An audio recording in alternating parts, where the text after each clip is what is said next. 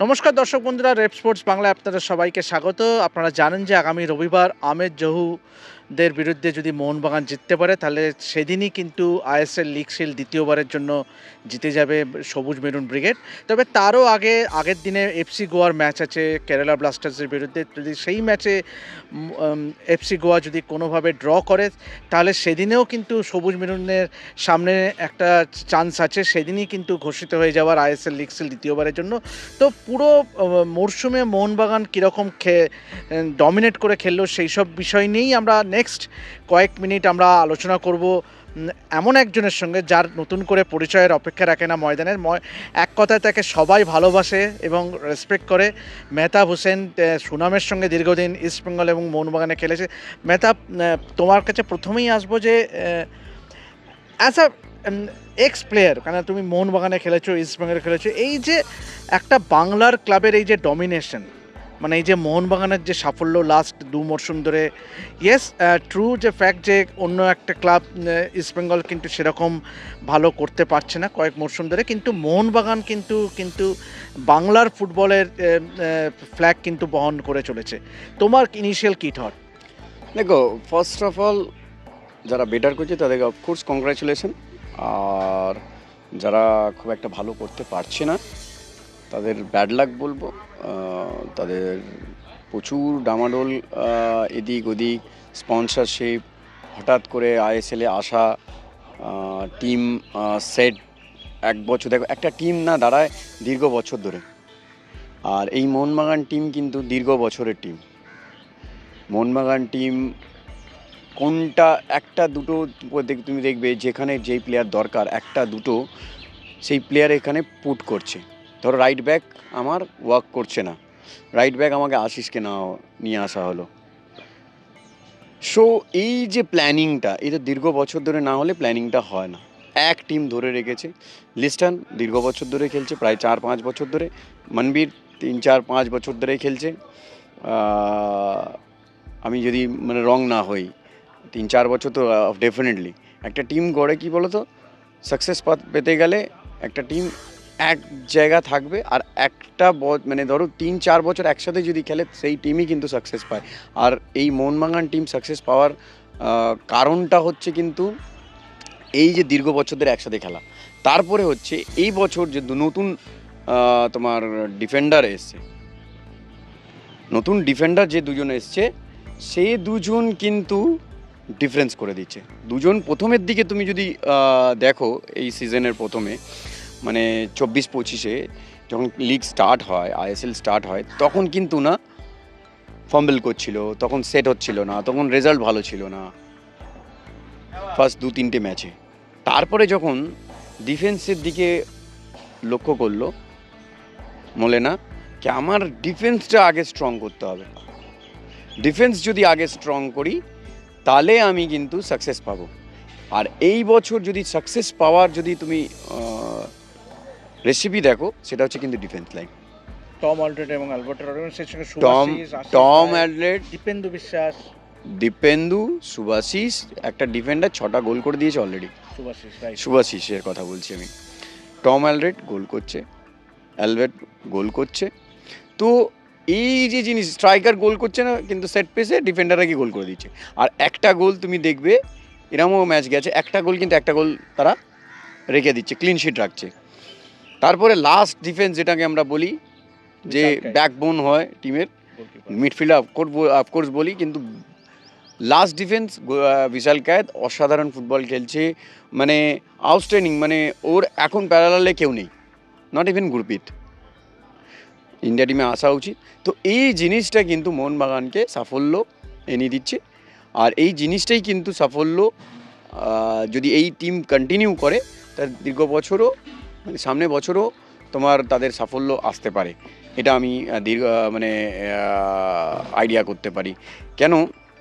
আর ঠিক তুমি যদি ইস্টবেঙ্গলের কথা দিকে যাও, তো ইস্টবেঙ্গল কী হচ্ছে, ইস্টবেঙ্গল প্রত্যেক বছর কিন্তু new player, new foreigner, new Indian player, এতে কী হয় আন্ডারস্ট্যান্ডিং সেট করতে। আর তারপরে তুমি দেখো ইস্টবেঙ্গলে কী হয়েছে, এই বছরও যেই প্লেয়ার গোল করছে সেই প্লেয়ার কিন্তু ইঞ্জুরি হয়ে যাচ্ছে, পরের ম্যাচে কিন্তু আউট। দিয়ামান্তাকাস গোল করলো, পরের ম্যাচে আউট। হেজাজি ফর্মে ফিরছে, সে তোমার আউট, পরের ম্যাচে কিন্তু ইঞ্জুরি, হাঁটু ইঞ্জুরি। বাইরে ছিটকেই গেল। মদিতালাল আউট অফ দ্য সিজন 1 বছরের জন্য। তো এই জিনিস ক্রেসপো দুটো ম্যাচ খেলে, দুটো ম্যাচ বসে থাকে, দুটো ম্যাচ খেলে আবার দুটো ম্যাচ বসে থাকে, মানে ইঞ্জুরির জন্যে। তো এই জিনিসগুলোই ইস্টবেঙ্গলকে পিছিয়ে দিয়েছে। আর উল্টো দিকে যদি মোহনবাগানের সাকসেসের বল, ওরা যেই ভালো প্লেয়ার, বেস্ট প্লেয়ার আপুইয়া ভালো খেলছে মুম্বাইতে, তাকে তুলে নিয়ে চলে এলো, মুম্বাই টিমটা পুরো কানা হয়ে গেল। আশিস রায় হায়দ্রাবাদে ভালো খেলছিল, তাকে তুলে নিয়ে চলে এলো, লিস্টনকে নিয়ে চলে এলো, মনবীর ছিলই, সুভাশিসকে কন্টিনিউ করছে। এইবার কি তুমি জুনিয়র প্লেয়ার, তুমি দেখো আস্তে আস্তে করে দীপেন্দুকে তৈরি করছে ওই জায়গাটা। টম অ্যালরেড খেলছে না, তো দীপেন্দু এসে মেকআপ দিয়ে দিচ্ছে, যেই ম্যাচ খেলছে সেই ম্যাচ ভালো খেলছে। তো এই জিনিসগুলো, আর তারপরে একটা জিনিস, আমাদের বঙ্গ সন্তান যদি খেলে সত্যি খুব ভালো লাগে। আর আমাদের যে বাঙালি প্লেয়ারদের কোয়ালিটি আছে, বাঙালি প্লেয়ারদের উপরে ভরসা রাখতে হবে। ভরসা না রাখলে তাহলে খুব ডিফিকাল্ট। ইস্ট বেঙ্গলে একটাই প্লেয়ার খেলছে, সৌভিক খেলছে একটা প্লেয়ার। আর এখানে কিন্তু তুমি দেখো এদিক ওদিক করে কিন্তু দীপেন্দু বলো বা তোমার অভিষেক বলো, এদিক ওদিক করে কিন্তু তারা আসছে, সাবস্টিটিউটও হলেও আসছে। তো এরমভাবে যদি তুলে আনতে হয়, এরমভাবেই তুলে আনতে হবে। আর সাকসেস পেতে গেলে অল আউট ঝাঁপাতে হয়। সাকসেস পেতে গেলে এই যে তুমি বলো অস্কারের কাছে যে অপশানগুলো আস্তে আস্তে বন্ধ হয়ে যায়, যখনই জিতছে ম্যাচ তারপরের দিন কিন্তু অপশান বন্ধ হয়ে যাচ্ছে। তার অপশান নেই কি আমি একে, মানে একটা প্ল্যানিং করছে, প্ল্যানিংয়ের পরে কিন্তু সেটা ব্রেক হয়ে যাচ্ছে। সেটা মোহনবাগানে দীর্ঘ বছর ধরে এটা কন্টিনিউ করছে, দীর্ঘ বছরদের ইঞ্জুরি কম, তাদের চিন্তাধারা কি না আমি এক টিম রাখবো, একটা টিম তোমার ধরে রাখবো, এই জন্যে হয়তো মেবি সাকসেস হচ্ছে। কিন্তু ইস্টবেঙ্গলে একটাই হয়ে যাচ্ছে কি প্রথম দিক দিকেই প্রবলেম স্টার্ট হয়েছে, যখন থেকে আইএসএল খেলছে। মেহতাব, এবারে এই প্রসঙ্গে আসে যে রবিবারে যে ম্যাচটা ওড়িশা এফসির সঙ্গে, আমরা জানি যে মোহনবাগান এই মরশুমে যে কটা ম্যাচে আটকেছে বা ড্র করেছে, সেই তার মধ্যে একটা ছিল ওড়িশা ম্যাচ। প্রথম লেগে আমরা দেখেছিলাম যে 1-1 গোলে ড্র করেছিল, যদিও কেরালা ওড়িশা কিন্তু এগিয়ে গেছিলো, মানে হিউগো বুমাসের গোলে। কিন্তু এ তখনকার মোহনবাগান আর এখন যে মোহনবাগান যেরকমভাবে এগোচ্ছে, মানে it will be a cake walk রবিবার। দেখো যখন একটা ম্যাচ জেতা থাকে না, কি ম্যাচ জিতে চ্যাম্পিয়ন হয়ে যাবো, তখন একটু প্লেয়ারদের কমপ্লেন্সেন্সি আসে, আবার একটু ভয়ও থাকে। ভয় থাকাটা ভালো, তাহলে কিন্তু ভালো পারফর্ম করতে পারবে। যদি ওভার কনফিডেন্স হয়ে যায় কি এই ম্যাচটা জিতলেই তো চ্যাম্পিয়ন হয়ে যাবে, তাহলে কিন্তু প্রবলেম ফেস করতে হবে। এটা যখন আমাদের আই লিগের সময় আমি দেখেছি, এই ম্যাচটা জিতলেও তো আমরা চ্যাম্পিয়ন হয়ে যাবে। সালগাঁওকার ম্যাচ 2 গোলে জেতা ম্যাচ, এই তো ম্যাচ জিতে গেছি, কিন্তু সেকেন্ড হাফে 3-2 ম্যাচ হেরে যায়। তুমি বলছিলে 4বার রানার্স হয়েছে তোমরা। হ্যাঁ, সো এটাই আমি বলছি তোমাকে, কে যদি ভয় থাকে না এই ম্যাচটা do and die match, this is final match, তাহলে মোহনবাগানের কাছে ইজি হবে। আর যদি মনে হয় না ওভার কনফিডেন্স হয়ে গেলাম, আমি এই ম্যাচটা তো জিতেই যাবো, বডি ল্যাঙ্গুয়েজটা, তাহলে কিন্তু হিতে বিপরীত হবে। সবসময় প্লেয়ারদের প্রত্যেকটা ম্যাচের আগে একটু ভয় থাকা উচিত, একটু হাত পা ঘামা উচিত, তাহলে ভালো পারফর্ম করতে পারে একটা প্লেয়ার। যে না চলো আজকে এই ম্যাচটা আমাকে, প্রত্যেকটা ম্যাচই আমার কাছে ইম্পর্টেন্ট, এই ম্যাচটাও আমার কাছে ইম্পর্টেন্ট, তাহলে আমার মনে হয় না মোহনবাগান এখন যে শেপে আছে, মোহনবাগানকে হারানো খুব মুশকিল। মানে এইখানেই আমি আসবো তোমাকে, কতটা ফারাক মোহনবাগান সুপার জায়ান্টসের সঙ্গে অন্যান্য দলগুলোর, কতটা ফারাক? না ডেফিনেটলি এটা তো মাঠে বোঝা যাচ্ছে না। কম্প্যাক্টনেস, মেন থিং হচ্ছে কম্প্যাক্টনেস। একটা প্লেয়ারের সাথে একটা লিঙ্ক আপ, একটা প্লেয়ারের আই কন্ট্যাক্ট, এতে বোঝা যায় টিম কতটা ডিফারেন্স অন্য টিমের সাথে। আমি আমি বড় বড় কোচ, তুমি বলো স্টিভ কাপল বলো বা তোমার কোভারম্যান বলো বা ট্রেভার বলো, অলওয়েজ আমাদের বলতো ডিফেন্ডাররা কিন্তু চ্যাম্পিয়নশিপ এনে দেয়। Clean sheet always win title. Clean sheet তুমি যত রাখতে পারবে। সেখানেই কিন্তু মোহনবাগানে এবারে 13টা ক্লিন শিট এবং মাত্র 14টা গোল কনসিড করেছে এখনো পর্যন্ত আইএসএল এ। এইটাই set the difference between Mohun Bagan super giants এবং অন্যান্য টিম। ডেফিনেটলি অন্য অন্য টিমের সাথে মোহনবাগানে যেটা আমি তোমায় বললাম, clean sheet win title always. Striker goal করছে, আমি কনসিড করছি, স্ট্রাইকার গোলছে আমি কনসিড করছি, তুমি টাইটেল জিততে পারবে না। স্ট্রাইকার একটা গোল করছে, আমি 90 মিনিট এক গোল রেখে দেবো। মেটা আরও একটা জিনিস তো এটাও তো তোমাকে মানতে হবে যে তুমি যদি গোল খাও, মোহনবাগানের কিন্তু সেই কোয়ালিটি আছে এবং সেই অপশনস আছে, সবাই গোল করছে। যে তুমি বলো ম্যাকলারেন বলো, কামিন্স বলো, মানভীর বলো, লিস্টন বলো, গ্রেগ স্টুয়ার্ট বলো, তো মোহনবাগানের গোল করার অপশনটাও অনেক। দেখো, যেই দিনকে তোমার সারা খারাপ সময় যাবে না, যেদিনকে কোনো কিছু ওয়ার্ক করবে না, সেদিনকে এই মরণ কামড় দিয়ে আমাকে ডিফেন্স করতে হবে। যেদিন কিছু ওয়ার্ক করবে না, ধরো এক গোল যে করে পেয়ে গেলাম, টিম পুরো ওয়ার্ক করছে না, কোনো কেউ ওয়ার্ক করছে না, আর ডের উপরে ডিপেন্ড করে মামা, তুমি ভালো করে জানো সব কিছু ডের উপরে ডিপেন্ড করে কে আজকে আমার কি দিন যাবে। সব দিন তো ভালো যায় না। তুমি বলছো যে একটা দলের মোহনবাগানের এই সাফল্য ডিফেন্সের জন্য, মানে যত না কিনা অ্যাটাকিং, মানে তোমার মতে মোহনবাগানের এবারের এই দলটায় যে গোল করাটাকে বেশি হাইলি দেখবে না, হাইলি রেট করবে, নাকি না ডিফেন্সে গোল কনসিড করা কমটাকে বেশি হাইলি রেট করবে? অফকোর্স কনসিড করা কমটাকে আমি হাইলাইট করব, বেশি তোমার মার্ক দেবো। এই কারণেই আমি সবসময় এটাই বলছি, বড় কোচ আজকে চ্যাম্পিয়ন্স লিগ কারা জেতে তুমি বলো তো পরপর? কারা জেতে? রিয়াল মাদ্রিদের ছাড়া কারা জেতে? মোস্ট অফ দ্য টাইম তারা ফাইনাল খেলে। রিয়াল মোস্ট অফ দ্য, কেন? ডিফেন্স আটা ডিফেন্স অলওয়েজ। আর তুমি দেখবে যখনই রিয়াল মাদ্রিদ কাউন্টার অ্যাটাকে যায়, মোস্ট অফ দ্য টাইম তারা গোল করে, বিকজ অফ তারা জানে আমার ডিফেন্স খুব স্ট্রং, আমাদের নিচে নামতে হচ্ছে না বা নিচে নামতে হবে না। আর এই দীর্ঘ বছর ধরে, শুধু এখন না, দীর্ঘ বছর ধরে রিয়াল মাদ্রিদ এই কাজ করে গেছে, আর তাদের লক্ষ্য হচ্ছে চ্যাম্পিয়ন্স লিগ। তো মলিনা বুঝে গেছে কি আমি যদি গোল না খাই, আমি আপ ফ্রন্টে এরম কোয়ালিটি প্লেয়ার আছে যে যখন তখন গোল করে দেবে। ডিফারেন্সটা হচ্ছে এখানটায়।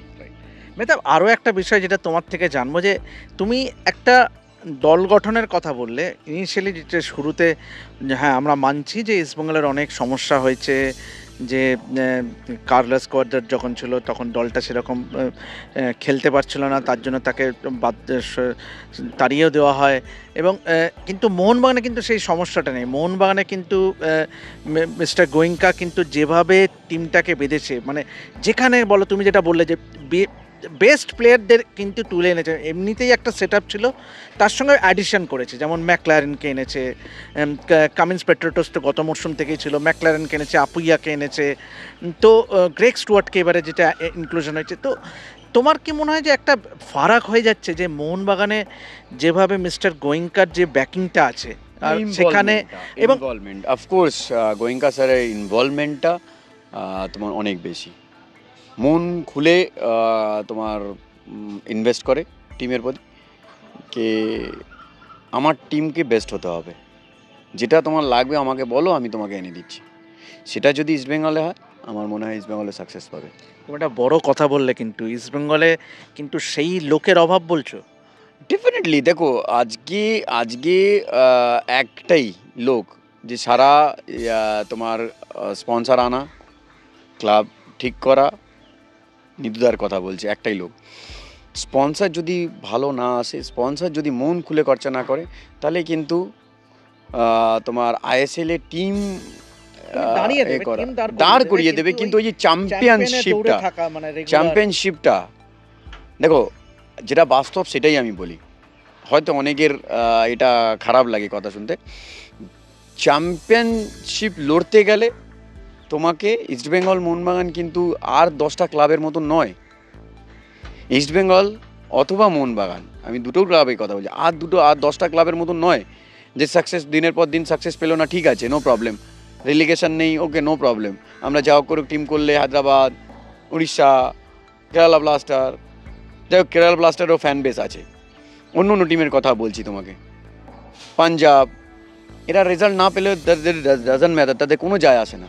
কিন্তু ইস্টবেঙ্গল মোহনবাগান যদি রেজাল্ট না পায় তাদের কোনো অনেক কিছু যায় আসে, তাদের সাপোর্টার বেস ক্লাব। তাই জন্যই বলছি স্পন্সরদের এগিয়ে আসতে হবে আরও বেশি।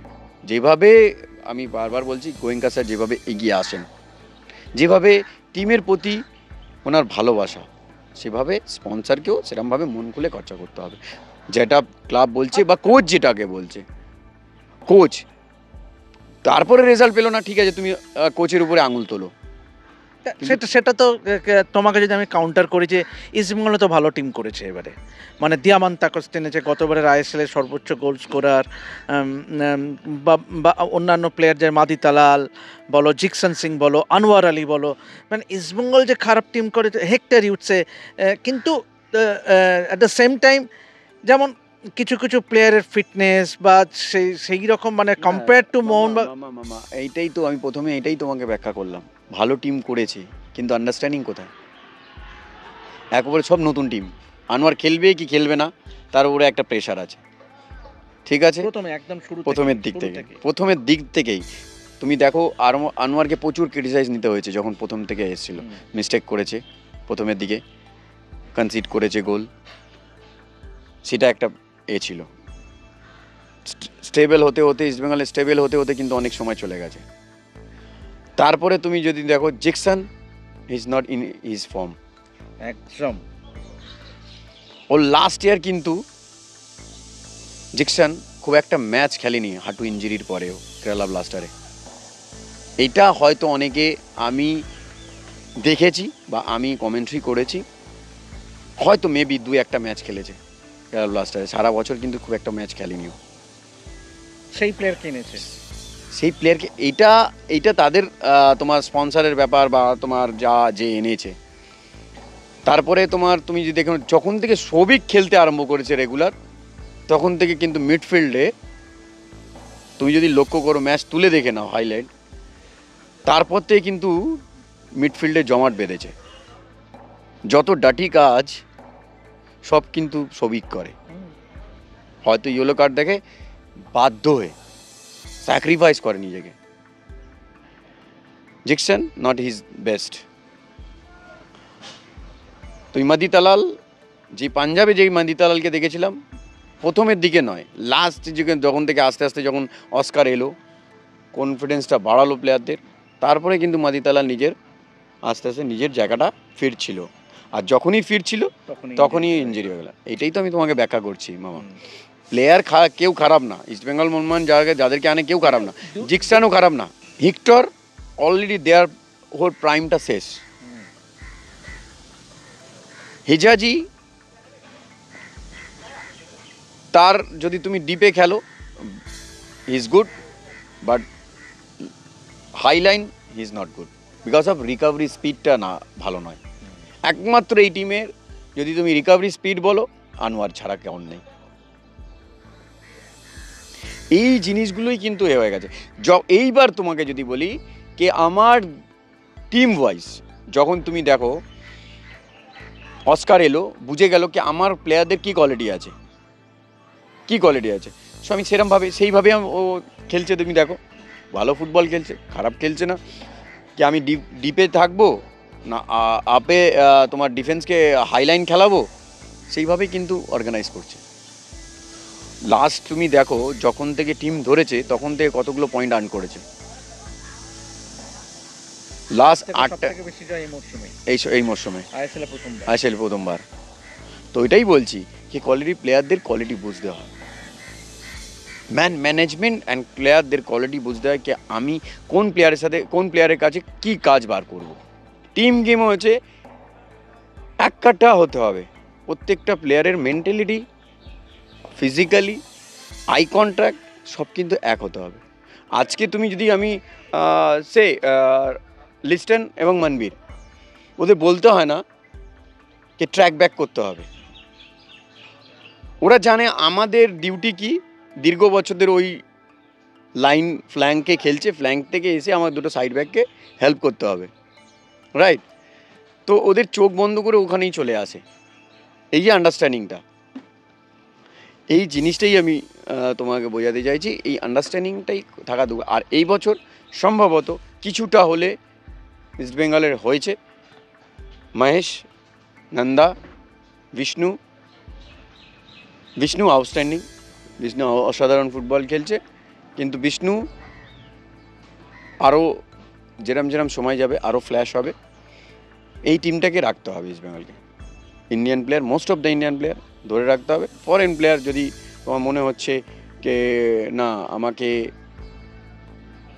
চেঞ্জ করতে হয়, ভালো প্লেয়ার আনতে হয়, তাহলে সেভাবে আনতে হবে, কিন্তু ডিফেন্স লাইনটা অলওয়েজ তোমায় কম্প্যাক্ট করতে হবে।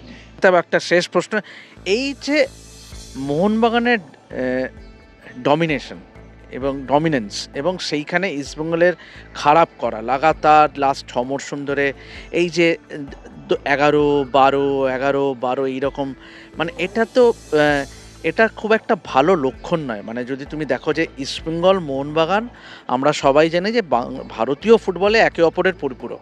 মোহনবাগান তোমরা যখন খেলতে আমরা দেখেছি, মানে মোহনবাগান ইস্টবেঙ্গল নিয়েই তো সব কিছু ইন্ডিয়ান ফুটবলে, এটাই তো সব থেকে বিগেস্ট ব্র্যান্ড। সেখানে মোহনবাগান এরকম সিজনের পর সিজন ভালো করছে, আর ইস্টবেঙ্গল যদি এরকম খারাপ করতে থাকে, তো এটা তো খুব একটা ভালো দিক নয়। এটা কতটা তুমি বাইরে থেকে অ্যাজ অ্যান এক্স প্লেয়ার, তোমার কি মনে হয় এটা খুব একটা ভালো লক্ষণ নয়? না, এটা অফকোর্স সাপোর্টারদের দিনের পর দিন কাঁদছে, অফিসিয়াল হতাশ হচ্ছে, প্লেয়াররাও হতাশ হচ্ছে। এটা ভাবতে হবে কি কীভাবে এই জায়গা থেকে বেরোতে হবে, কীভাবে তোমার এই জায়গাটাকে ওভারকাম করতে হবে। তো এই জায়গাটা ওভারকাম করতে গেলে ডেফিনেটলি প্লেয়ারের সাথে, কোচের সাথে, এবং কোচ কি চায়, sit with him and talk what happened next year। এখন থেকেই টিম করতে শুরু করতে হবে, এখন থেকে, মানে আরও আগে থেকে টিম করা উচিত ছিল যদি হয়। আর যদি এখনও সময় আছে, এখন থেকেই বসলে কোচের সাথে কি তোমার কি দরকার, তোমার কি লাগবে, দেন যদি রেজাল্ট না পাও তাহলে কোচের উপরে তুমি করো। একটু আগে স্টার্ট করতে হবে, প্র্যাকটিস করুক না, কোনো একটা জেলিং করতে হবে প্লেয়ারদের সাথে এক ওপরে। I think result will come, I am sure.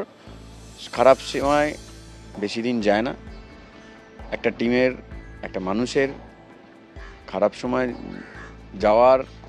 যাচ্ছে যখন, তখন ভালো সময় আসার অপেক্ষা করতে হয়। সেটা হয়তো অনেক লং টাইম হয়ে গেছে, কিন্তু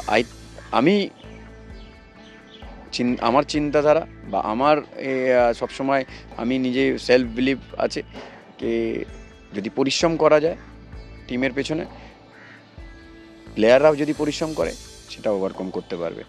আই ডোন্ট থিঙ্ক কি সবসময় মানুষের খারাপ যেতে পারে। প্লেয়ারদের হাতেই এটা আছে, কোচের হাতেই এটা আছে কীভাবে এই জায়গাটাকে আমি ওভারকাম করবো আর ওই লক্ষ্যই পৌঁছাবো, যে লক্ষ্য সবাই চায়, সাপোর্টাররা চায়, অফিসিয়ালরা চায়, আমাদের মতন যারা প্লেয়াররা খেলেছে ইস্টবেঙ্গলে তারা চায় কে চ্যাম্পিয়ন হোক। আপনারা শুনলেন যে মেহতাবের মুখ থেকে যে দুটো ক্লাবেরই বিষয়ে, ইস্টবেঙ্গল এবং মোহনবাগান নিয়ে, ইস্টবেঙ্গল সমর্থকদের জন্য তার বার্তা যে আপনারা ধৈর্য ধরুন, এবং ক্লাব কর্তাদের জন্য যে ক্লাব কর্তারও কিন্তু এই বিষয়টা দেখতে হবে যাতে আগামী মরশুমের জন্য দল গঠন আরও ভালো করা যায়। দেখুন, খারাপ সময় যাই, হয়তো ইস্টবেঙ্গলের ক্ষেত্রে একটু বেশি সময় ধরে খারাপ যাচ্ছে, কিন্তু যে কোনো খারাপ সময়ের পরে কিন্তু ভালো সময় আসে। তো আমরাও আশা রাখি যে ইস্টবেঙ্গল যেন দ্রুত আগামী মরশুমে প্রত্যাবর্তন করতে পারে, এবং পাশাপাশি মোহনবাগানও যেরকম যে সাফল্য ধরে রেখেছে সাম্প্রতিককালে, সেটা যেন ধরে থাকে। তো এভাবেই দেখতে থাকুন রেপ স্পোর্টস বাংলা, এবং যাবতীয় ফুটবলের আপডেট পেতে গেলে চোখ রাখুন রেপ স্পোর্টস বাংলার পর্দায়। আমি দেবাশিস আপাতত সাইন অফ করছি, ধন্যবাদ।